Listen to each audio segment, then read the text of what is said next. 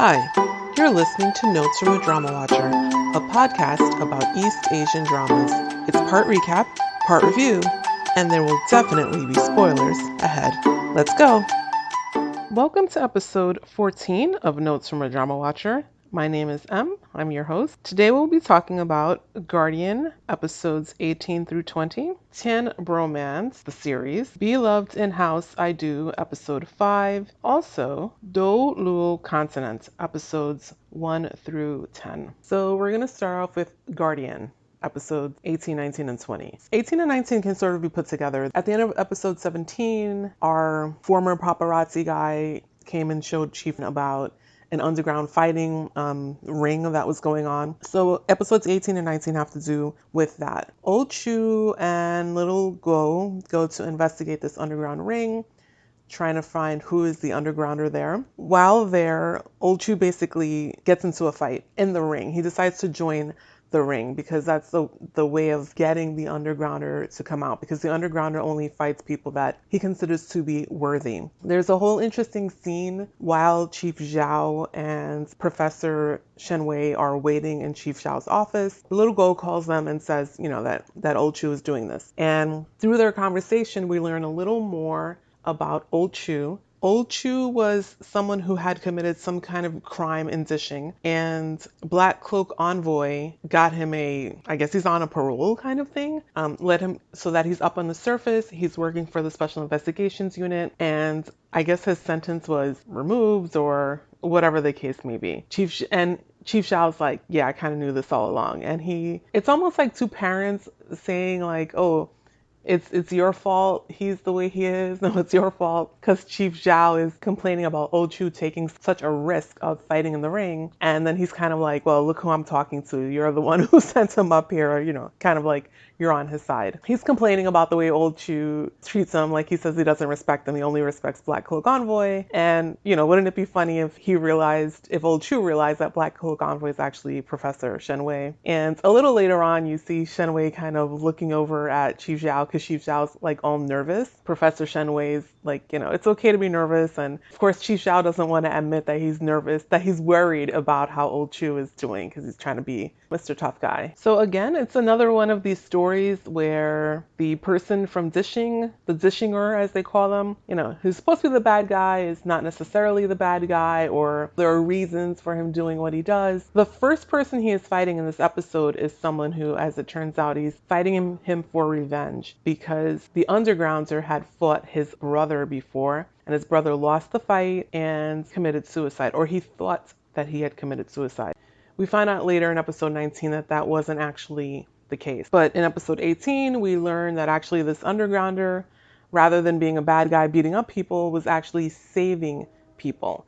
Because as we saw in a previous episode, the person who runs this gym is turning over young men to dollar store baddie who is taking their life force. The dishinger, Wildfire, I believe his name was, somehow he overhears this going on and realizes what's happening. And so basically he's made it his mission to save young men who are trying to fight in the ring. But he has to do it in a quiet way with no one realizing that he's doing it. And so for some people, it seems like he's the bad guy when he's really not. He's the good guy. And they find this out through some of the people that he saved. In episode 19, Old Chu, Lil Gao are transporting Wildfire and, well, no, actually they're not transporting Wildfire. They're transporting some of the kids that he had saved. They're transporting them out of the city for safety, as well as the brother who had been seeking revenge. He's also being transported out of the city. While they are on their way, though, they are stopped by dollar store baddie, who is trying to get them. He seems to know Old Chu. Well, he would have known him anyway, just from fighting them, but it almost seems like there's a little bit of history there too. He fights Old Chu. Wildfire comes along and tries to fight them too. Wildfire was supposed to have left the city, but he feels such a sense of responsibility for these kids he's been taking care of that he was kind of secretly following them. When Old Chu goes to fight Dollar Store Baddie and loses, and the reason he loses is because of Lil Gao. He gets distracted, and then Dollar Store Baddie, gets the jump on him.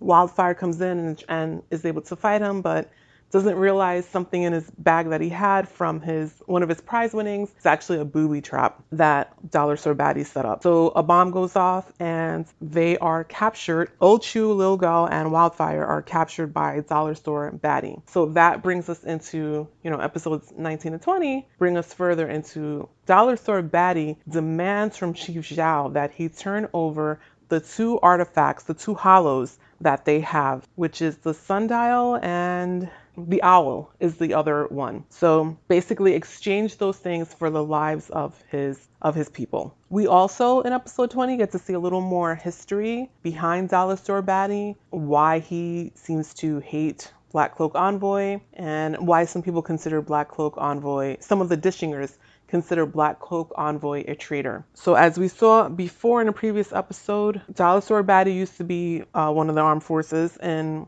Dishing, and he comes upon this black pillar that speaks into his mind and starts convincing him of things.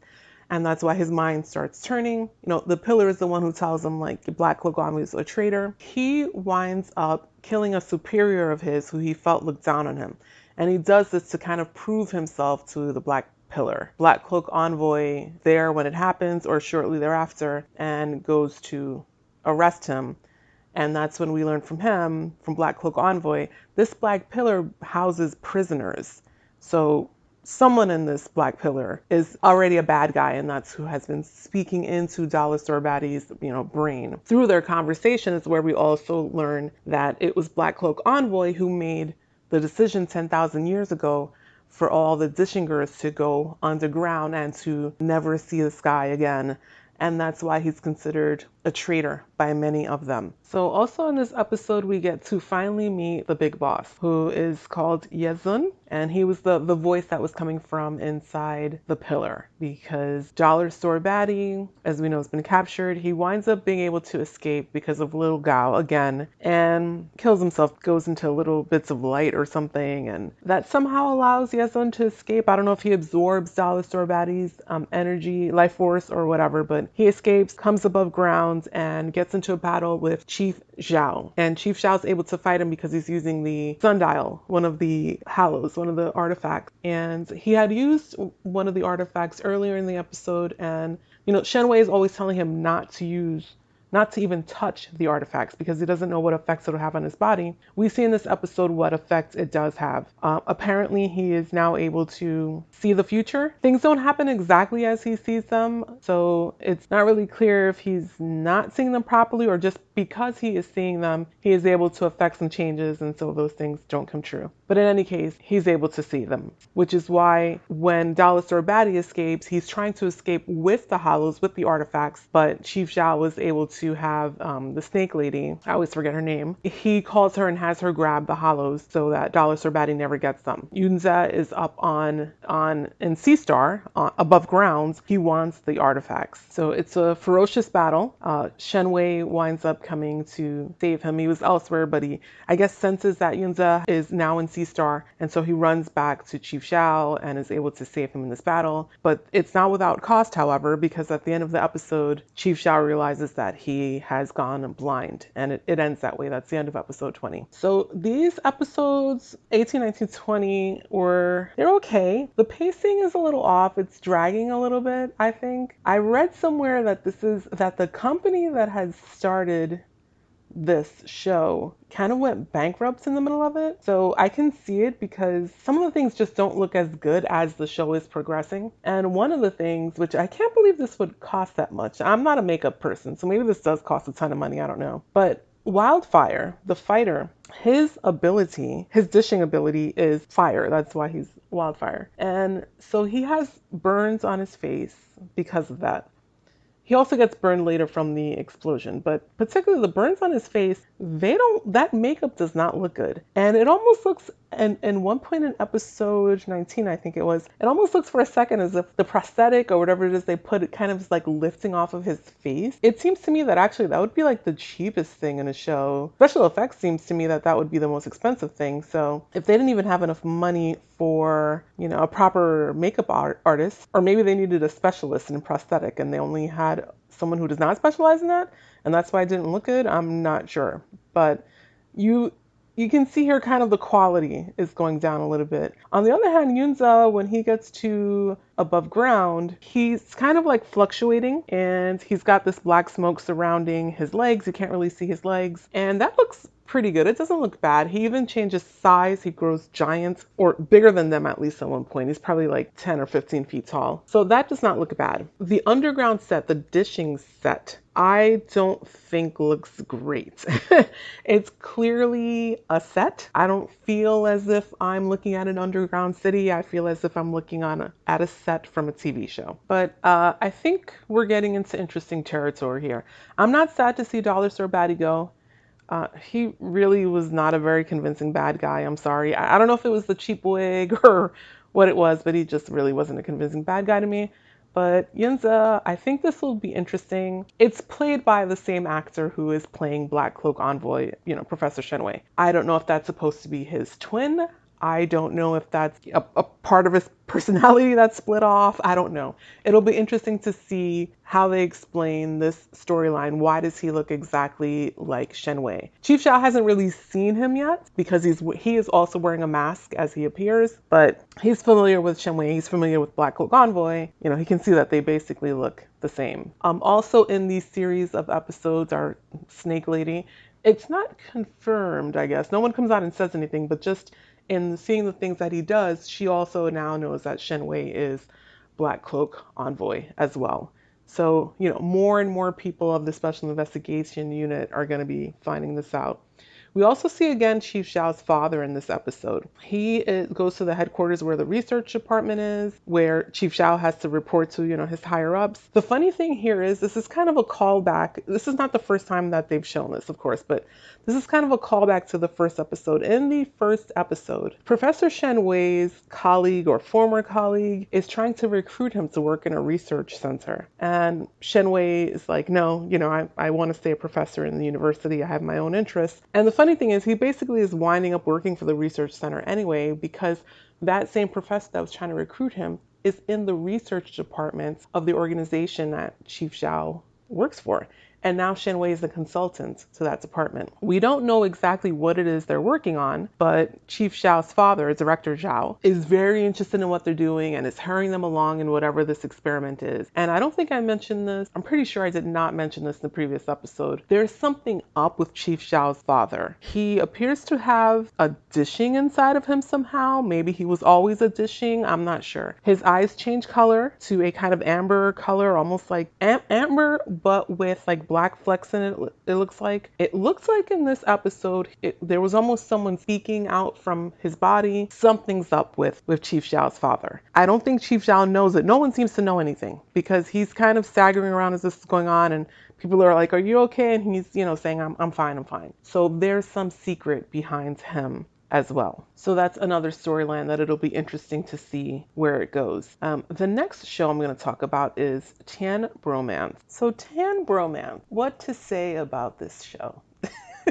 Tien Bromance is a Vietnamese BL that came out in February of 2020, and I am totally going to mispronounce this name, but it's found on YouTube. It is on the Dioxy Tien Entertainment channel. My last podcast, I spoke about Well-Intended Love. Kind of like I'd never seen anything like it kind of thing, and the shocks that I experienced in each episode and the outrageousness of it, basically. And I thought that was a one-off. Little did I know. So I bumped into this Tien Bromance and started watching it and couldn't stop because I was confused but interested. This is, as I said, a Vietnamese BL, boys love drama. And it is the story of, or ultimately the story of Tin and Tai, who are, first episode, they are part of a friends group. This group decides to go to a vacation home together. It's several couples except for Tai. He's by himself. The reason he's by himself, no one knows this. We don't even really know this until like the very end. Actually, we don't even know this in this episode. And we know in episode 2, Tai is actually in love with Tin, but Tin is dating someone else at the time. Episode 1 is basically like a horror show. They are in this just a normal vacation home. All of a sudden, people start getting possessed and start killing each other. And this character Tai, even gets attacked and hit with an axe. An axe goes through his shoulder. That's episode 1. So you may think you're watching a horror show. Episode 2, I guess it's still kind of a horror show. It's sometime later, we don't know how long later. Tien is on a date with someone, and Tai is there looking very jealous, kind of interrupting the date, stopping Tien from drinking. You don't know why he's acting in this jealous way. There actually seems to be really almost no connection to the first episode, so I was very confused as I was watching it. I started looking at the comments too because I was like, am I the only one confused? Is it something I'm missing in the subtitling? Maybe there's a missing episode somewhere, episode 1A or something. But no, other people appeared to be confused as well. Episode 2, towards the end, we find out the reason he was acting in this way is actually the girl that is dating Tien is trying to harm him. And Tai is trying to stop her, but he's not coming out and saying like she's doing these things. She has just spiked your drink or whatever it might be. He's not saying anything. So it just looks like he's some jealous person. Even though Tien doesn't really know what's going on, she realizes that obviously Tai knows that she's trying to harm Tien. So she gets some people to kidnap him and they beat him practically to death. I mean, anyone else would be dead from the way they beat him, but somehow he survives. And this is like a continuing thread through this show. I believe it's 10 episodes. Episode 3, there's kind of another time skip. Now they are finally officially, a couple. Don't know how long they've been living together or whatever, but Tien decides that he wants them to invest in some property, I think in a timeshare together. And Tai is a little hesitant at first, but then he agrees, and they go to a meeting, supposedly a meeting for investors. At this meeting, however, for some reason, Tai is kidnapped along with some other people for human trafficking. Tien is beat up and I think it's almost a chainsaw that they go after him with. He somehow has these amazing fighting abilities and is able to get away. In the meantime, Tai is again being beat within an inch of his life, this time with a metal pipe. I mean, I think anyone would have some serious brain damage, but he must be Superman. I mean, he's been hit with an axe, he's been beat with sticks, he's been hit with pipes so many times. Episode 4, Tien is trying to find him, or not trying to find him, he's trying to get away. He and Tai are both trying to get away. Tai is, of course, so hurt that he really can't do much, but it's really Tien who has to try to fight. So, basically from here, maybe I should just list the ways that Tai was hurt in each episode.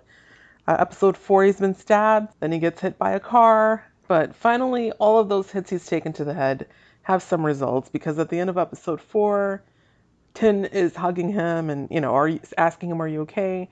And Tai is like, who are you? So now we've thrown amnesia into the mix. Episode 5 is kind of sad in its own way because Tien really loves Tai. They've kind of come full circle as far as this goes, because in the beginning, it was Tai who really loved Tien, and Tien didn't have those kind of feelings. Now Tien really loves Tai, and Tai doesn't remember him at all. He's got the amnesia.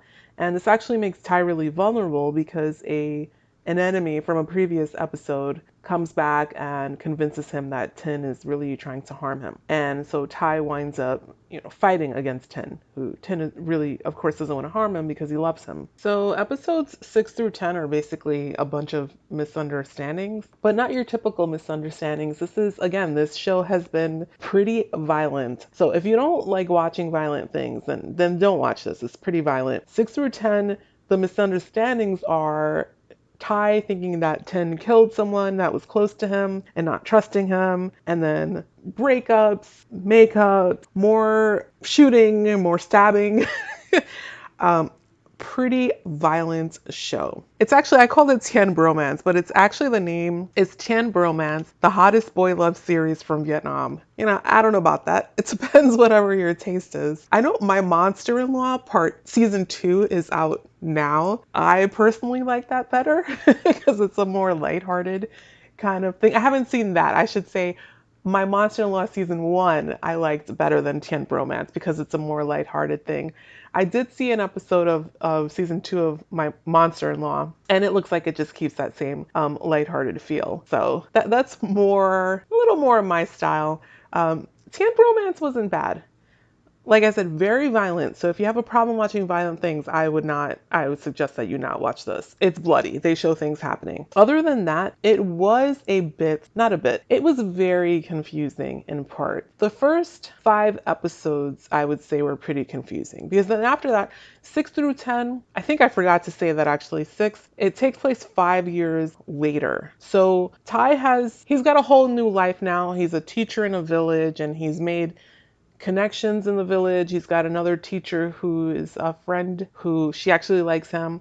And then he has one of the students who he's actually very close to. So he's formed a life in this village. And Tien is not part of this village. It wasn't even clear at first that 5 years had passed. I mean, they look the same, but it wasn't clear until at one point they said it, but I don't think it was even in episode 6 where they said it. So Tien has gone off and he's joined an organization. He's joined looks like a kind of mafia organization. So they've got separate lives, but then Tien sees him while he's investigating something, and of course he wants to try to get Tai back. So one of the misunderstandings I just mentioned is Tai for a period of time believes that Tien killed the father of this student that he is close to. They clear that up, but this is important. This student is important because actually there is a season 2 to this drama, and season 2 is called Tien Bromance Extra, My Small Family.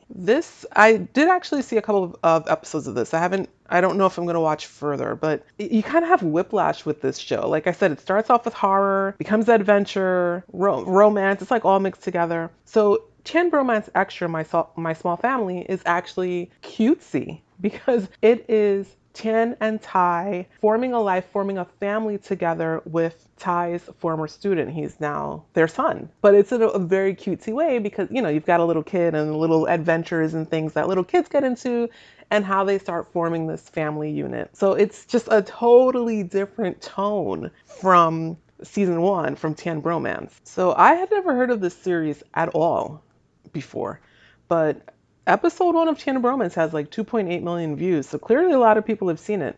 If you're someone who has not seen it and you like horror movies or you like, action and you don't mind it very violent, then you might want to check this out. It can be a little confusing, like I said, but it's shot really well and the fight scenes are convincing. I've never seen these actors before. I haven't seen a ton of Vietnamese dramas, but the ones I have seen are mostly from the same house, and this is from a company that I'm not familiar with, so I don't know these particular actors. But it's acted well, kind of an unbelievable storyline, quite honestly.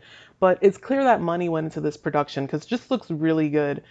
Some of the other Vietnamese dramas I've seen, interesting stories and everything like that, but you can tell there's not a lot of money there necessarily. I guess BL, it's kind of just an industry that's just starting up for Vietnam, but this clearly money has been put into this. Just the shots, because a lot of those fight scenes are happening in various locations, in a factory or they're running through the forest and things like that. And that takes a lot of cameras, a lot of extras, a lot of actors. So if you like the zaniness of Well-Intended Love, and you watch BLs, I would say you could check this out.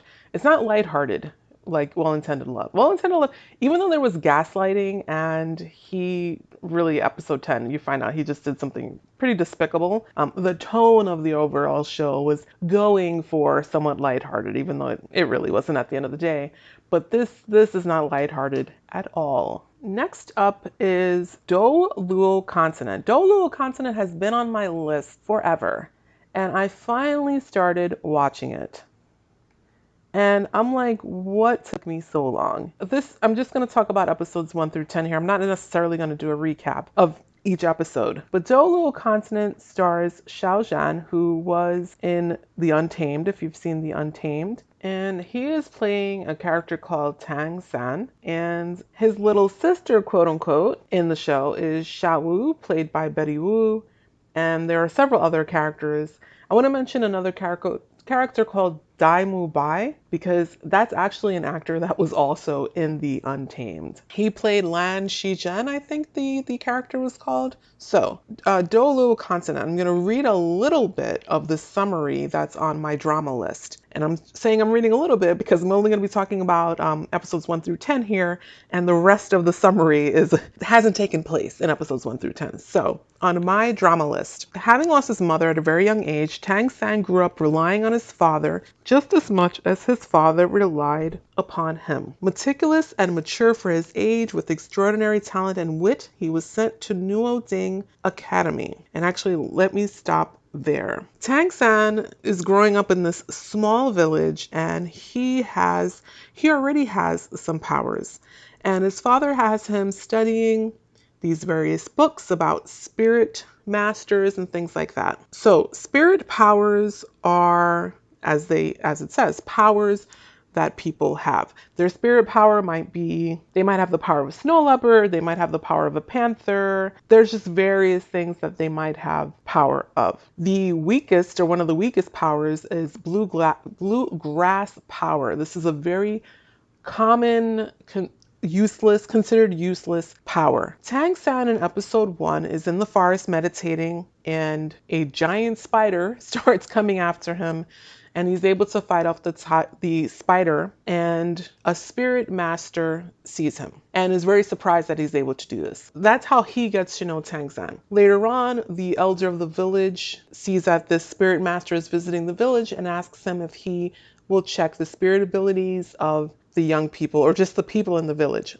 And he agrees to this. One of the people that the elder specifically comes to Tang San trying to get him to come and test his spirit ability, and so he does, even though his father does not agree with him doing this, and we don't really know why. His father just wants to keep him away from anything at all to do with spirit masters, spirit beasts, anything. Tang San goes anyway. The spirit master, of course, recognizes him because he had the run-in in the forest with him, tests his ability, and discovers that he has this bluegrass. That's his spirit ability, which is a common, apparently useless ability, and he's disappointed. The elder is disappointed. Tang San doesn't really know what's going on. But before he leaves, the spirit master decides to test the level of his ability. And so they do another test. That's when they discover that actually Tang San is a prodigy in a way, because he's got what is called innate full spirit power. This is a one in a kind, one in a lifetime kind of thing. And this is enough for the spirit master to give him his token and kind of a recommendation for him to get into the academy. What the elder and the spirit master don't see is that when he is trying to call forth his spirit power, he's trying to do it in his right hand.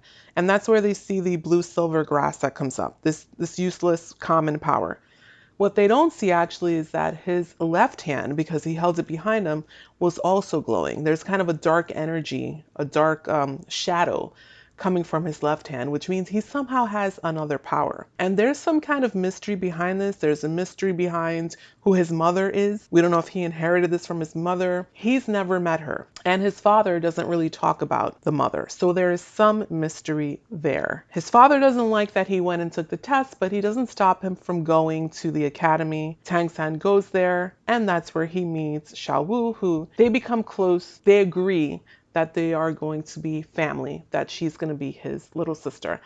And from there, they stick together through thick and thin, at least through episodes 1 through 10. Various things happen. They start off in this academy together, but they make some enemies there and winds up having to leave because it is thought that they have killed the son of a high official, which it's not true, but this is the belief. So they basically wind up going on the run. Xiao Wu, Tang San, and Yu Xiaogang, who is actually the maintenance man at the academy. He winds up becoming close to Tang San. He winds up mentoring him, counseling him, because he knows that Tang San must have some other power. And even though he doesn't see what it is, even though he lets himself believe, or lets Tang San convince him whatever, that he only has the blue silver grass power, he still takes him under his wing. He still teaches him how to believe in himself, how to work to the best of his ability. And that's partially because he himself is someone who has only reached 2 spirit rings, which is kind of a low level. So he's someone who has not advanced, so he knows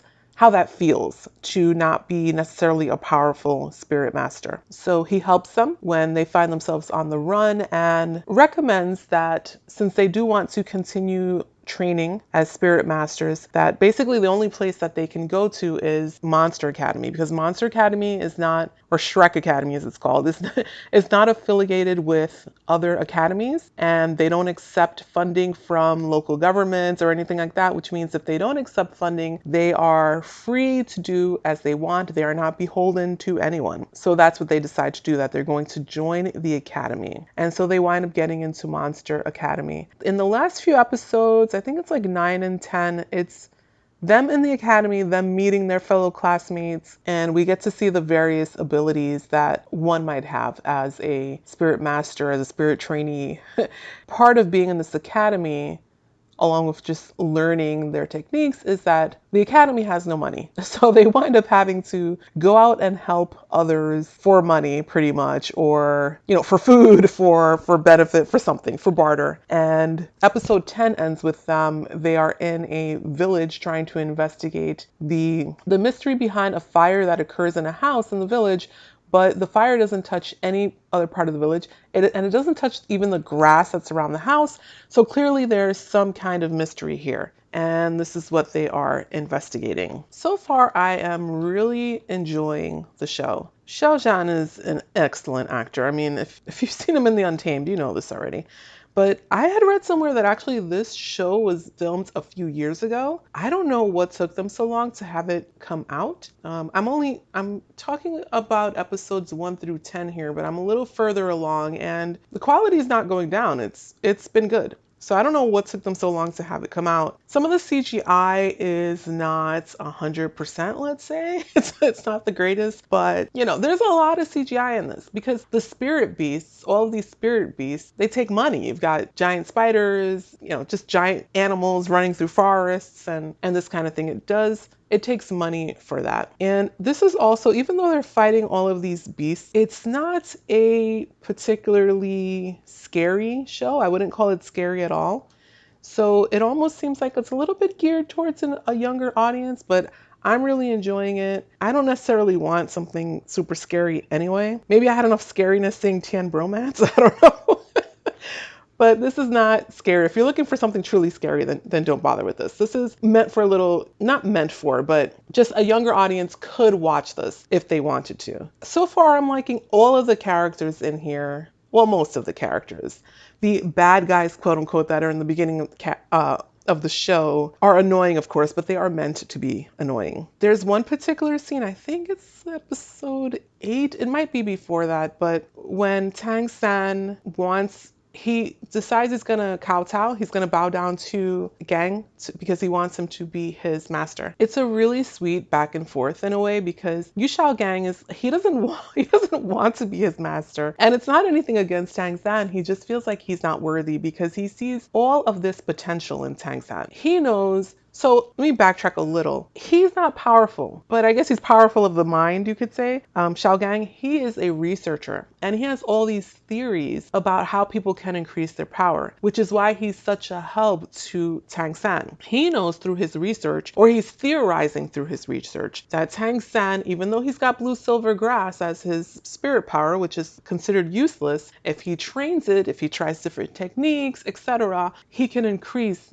his power. So he's one of the few people to kind of believe in Tang San, and he makes Tang San believe in himself because of it. So when Tang San wants to bow down to him to become his disciple, he's like, no, like we're at the same level already, and you're so young, you're going to surpass me very soon. How could I possibly be your master? And Tang San is like, and he's telling Tang San, you need someone powerful because you're going to be powerful. And Tang San is like, I'm not interested in that. I'm interested in the one who mentored me, the one who believed in me. And what kind of person would I be if as I became stronger, I just threw the people to the side who were with me in the beginning? And Xiao Gang, he finally accepts him as his disciple, but you can tell he's kind of overwhelmed. He almost looks scared.